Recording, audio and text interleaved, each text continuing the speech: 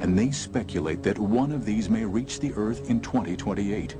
Will this be Armageddon? And if we are on a collision course with an asteroid, is there anything we can do to stop it? Millions of years ago, a giant asteroid wiped out the Earth's dinosaurs. Then, in 1997, a scientist alarmed the world with news that history may repeat itself.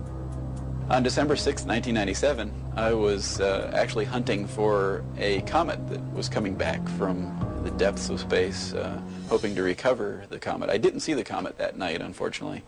But during the course of the scan, I found an asteroid that had rates of motion that told me it had to be a near-Earth asteroid. An ad hoc team of professional and amateur astronomers around the world began tracking the asteroid designated 1997 XF11 and calculating its orbit. We went through the calculation and it stopped our computer. It stopped the computer because the calculation indicated it was too close. It showed a distance of only 30,000 miles on October the 26th, 2028. Dr. Marsden released the results of his orbital calculations on the internet, claiming that 1997 XF11 was virtually certain to come closer to the Earth than the distance of the Moon. But as astronomers had only 3 months to observe the asteroid, their calculations proved premature. Just one day after 1997 XF11 was front-page news, scientists at the Jet Propulsion Laboratory in Pasadena, California, calculated a new, more precise orbit for the asteroid. They concluded the asteroid would miss the Earth by at least 600,000 miles.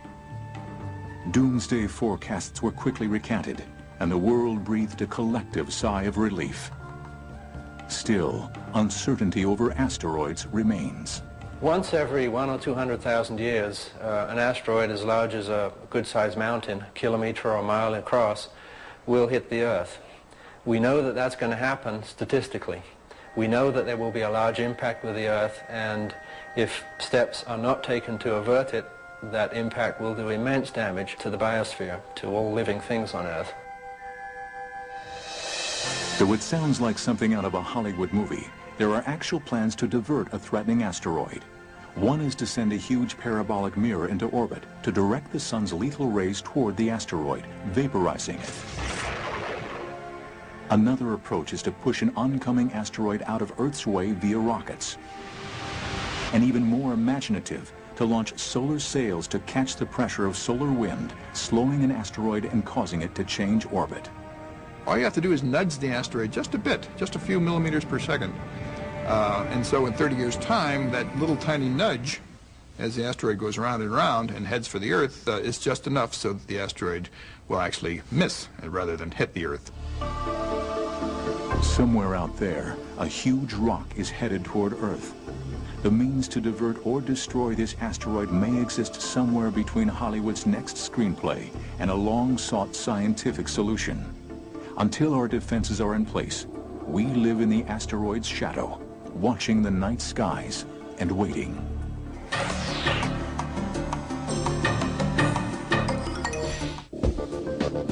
Within our solar system, one planet continues to capture the imagination and teases with possibility.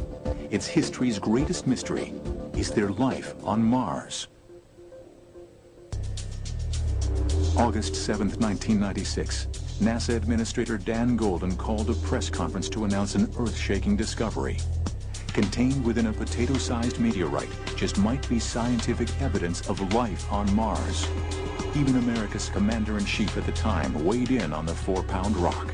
Today, Rock 84001 speaks to us across all those billions of years and millions of miles. It speaks of the possibility of life. If this discovery is confirmed, it will surely be one of the most stunning insights into our universe that science has ever uncovered. Isn't it a kick to live in times when we're discussing this as people? You know, rocks from Mars, maybe life. Let's go find out. Ooh.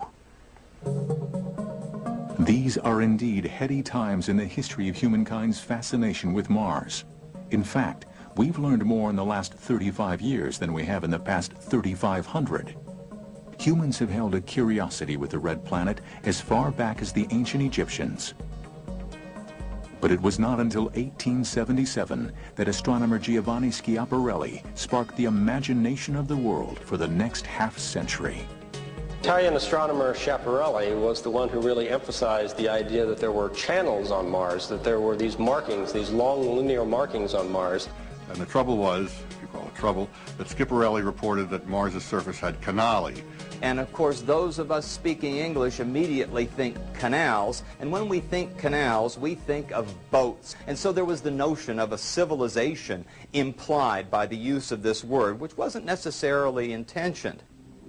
Still, Schiaparelli's theory remained virtually unknown until an enterprising amateur astronomer named Percival Lowell, using one of the most sophisticated telescopes in the world, reported that he was observing and cataloging 183 canals, 4 times more than Schiaparelli observed 20 years before.